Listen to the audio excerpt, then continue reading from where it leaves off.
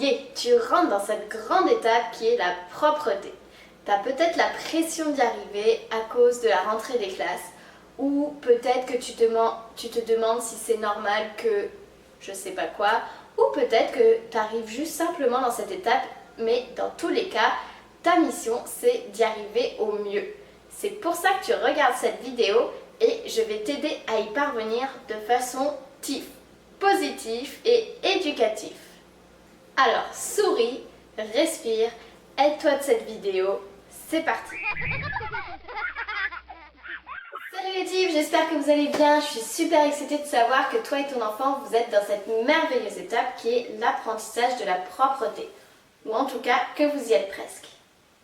J'espère que vous êtes prêts à partir du bon pied, voire même à tomber amoureux de vos toilettes. Dans cette vidéo, vous allez voir tous les prérequis avant même de commencer quoi que ce soit sur les toilettes et sur le pot. Tout ce qu'il faut savoir avant de commencer l'apprentissage de la propreté. Et je vais te donner une bonne nouvelle. Cette fois, t'as rien à faire. C'est ton enfant qui va te guider, toi t'as juste à l'observer. Si c'est pas merveilleux ça. Avant de faire quoi que ce soit sur les toilettes ou sur le pot, il y a plusieurs étapes à respecter. À la fin de cette vidéo, tu sauras exactement quand ton enfant sera prêt à commencer cet apprentissage. Mais tu poseras encore peut-être beaucoup de questions sur comment le faire concrètement. Ce sujet est assez complexe et je devais donc la diviser en 2 vidéos. Je vous proposerai donc un petit question-réponse, non pas pour vous donner toutes les informations que tous les professionnels ou que tout le monde pourrait vous donner, mais pour vous aider, vous, à trouver des techniques et des moyens qui vous appartiennent en fonction de votre enfant. Alors, qu'est-ce qui se passe chez ton enfant? Quand il est un bébé, il ne sait même pas faire la différence entre mouillé, sec, propre, sale. Ensuite, petit à petit, il va pouvoir comprendre ce qui est confort et inconfort. Une fois qu'il aura compris ça, un peu plus tard, il va faire le lien entre l'inconfort et la couche sale, le confort et la couche propre. Entre 0 et 1 an, ton enfant ne sait même pas que c'est son corps et que c'est lui qui produit ce qu'il y a dans sa couche. Alors imagine toutes les étapes qu'il va devoir acquérir entre je sais même pas si je suis mouillée ou je suis sec, à c'est moi qui produis ce qu'il y a dans ma couche, à oh tiens je suis en train de faire pipi. Toi quand tu vas aux toilettes, tu as plusieurs signaux dans ta tête. C'est oh j'ai envie de faire pipi, oh je vais aller aux toilettes, je fais pipi, je suis propre. Les bébés et les enfants vont apprendre ça en plusieurs étapes. D'abord, oh, il y a quelque chose dans ma couche. Ensuite, oh, je fais pipi. Ensuite, oh, j'ai envie de faire pipi. Et pour finir, oh, je dois aller aux toilettes pour faire pipi. S'il y a une de ces étapes qui n'est pas encore acquise, c'est impossible qu'il arrive à faire tout le cheminement entre ressentir d'aller aux toilettes, aller aux toilettes et ne pas avoir d'accident. En première étape, tu vas remarquer que ton enfant ne fait plus de selle la nuit, mais ça, c'est involontaire. Ensuite, il pourra contrôler plus facilement ses selles de jour parce qu'il y a tout un mécanisme qui est beaucoup plus complexe et qu'il va ressentir plus facilement que l'urine qui se fait sans vraiment réfléchir, en tout cas pour un enfant. Comment savoir s'il a acquis toutes ces étapes et comment l'aider à les acquérir? Ça, on va le voir dans le point numéro 2. Mais pour l'instant, on va apprendre à se décontracter sur cette question qui est souvent une angoisse chez les parents. Bon, alors, que tu aies l'impression d'avoir déjà tout essayé ou que tu commences à peine, ne t'en fais pas. Tous les enfants peuvent arriver à atteindre la propreté. Quand? Ben ça, on ne sait pas. Ça sera seulement quand il sera prêt. Il ne pourra pas être propre avant d'être prêt à l'être, quelles que soient les démarches que tu mets en place pour l'aider à y parvenir. Ce qui est une bonne nouvelle parce que pour une fois, tu vas pouvoir relâcher la pression et juste lui faire confiance à 3000%, c'est lui qui va y arriver.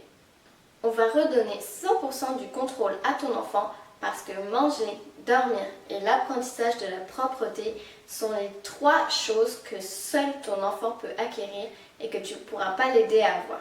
Si le rythme de ton enfant le rend prêt à 3 ans, 2 mois et 5 jours, que tu commences l'apprentissage de la propreté avec lui à 1 an, à 2 ans ou la veille de cette date-là, ton enfant ne pourra pas être prêt avant ce jour-là. Sauf que nous, on ne sait pas quand arrive ce jour-là et il peut être très différent d'un enfant à l'autre. Le conseil le plus important que je peux te donner aujourd'hui, c'est simplement de te décontracter. Si tu es stressé ou si tu mets une quelconque pression à ton enfant sur ce sujet-là, il va le ressentir.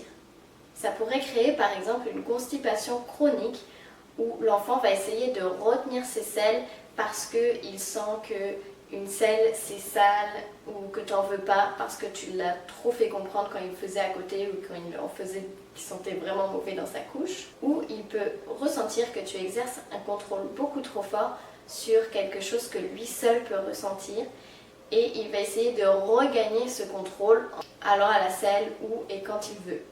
Il pourrait ressentir qu'il te déçoit, qu'il n'arrive pas, qu'il n'est pas capable ou pas à la hauteur de tes attentes. Donc essaye de faire de cet apprentissage une merveilleuse épopée ou un voyage super amusant. Ici, je vais te donner quelques signes qui te laissent croire qu'il est prêt et pour chaque signe, je vais te montrer comment tu peux aider ton enfant à l'acquérir plus rapidement. L'enfant doit montrer qu'il est prêt à se déshabiller et à s'habiller seul.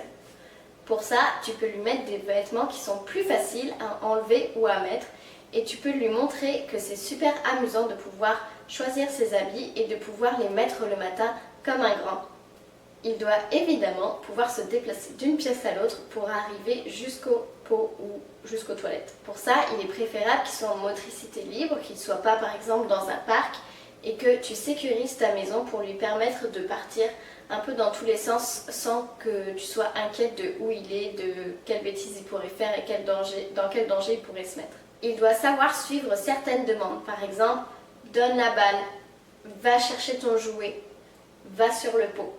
Pour ça, tu peux faire plein de jeux qui vont dans cette direction-là. Tu peux lui demander très régulièrement beaucoup de demandes comme ça, ou tu peux aussi en faire aux autres membres de ta famille des très faciles juste devant ton enfant. Si ton enfant est dans la période des noms, ça pourrait lui apporter l'envie de dire non à tout et de faire tout le contraire de ce que tu demandes. Donc si tu n'as pas réussi la première étape à 100% à te décontracter, il va peut-être le ressentir et faire exprès de ne pas apporter ce qu'il pense que tu veux. Donc tu peux lui donner, soit attendre un petit peu, soit lui donner beaucoup plus de flexibilité en lui apportant plus d'autonomie pour plus qu'il soit justement dans ce non et qu'il voit qu'il peut faire des choses par lui-même.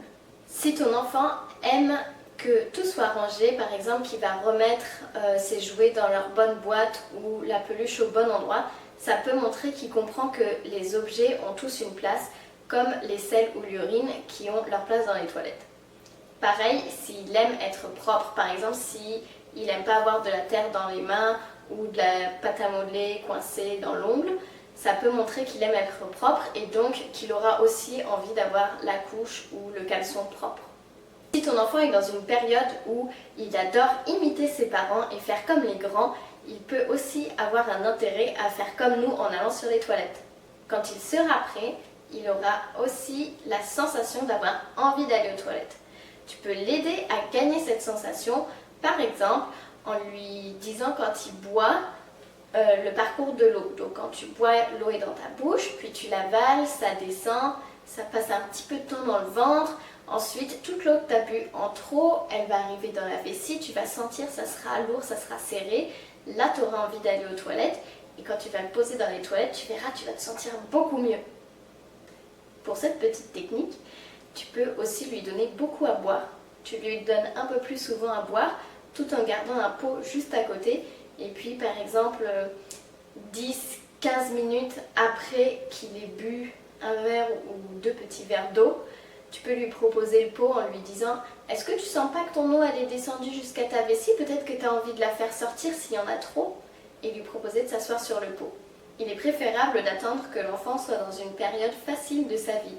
Par exemple, si vous venez de déménager ou s'il vient d'avoir un nouveau petit frère ou une nouvelle petite sœur ou s'il commence tout juste avec une nouvelle nounou, c'est préférable peut-être d'attendre un petit peu parce qu'il aura beaucoup plus de choses sur lesquelles se concentrer sur toute cette nouveauté et que pour lui, pipi, caca, ça viendra vraiment dans la dernière de ses préoccupations. Tu peux aussi savoir qu'il est prêt quand il essaye de tirer sur son pantalon ou d'enlever sa couche ou qu'il montre une certaine gêne. Il est important qu'il sache aussi à quoi sert le pot, où il est et comment l'utiliser. Pour ça, tu peux soit lui montrer quand toi tu le fais, soit simplement lui expliquer, le laisser explorer son nouveau pot.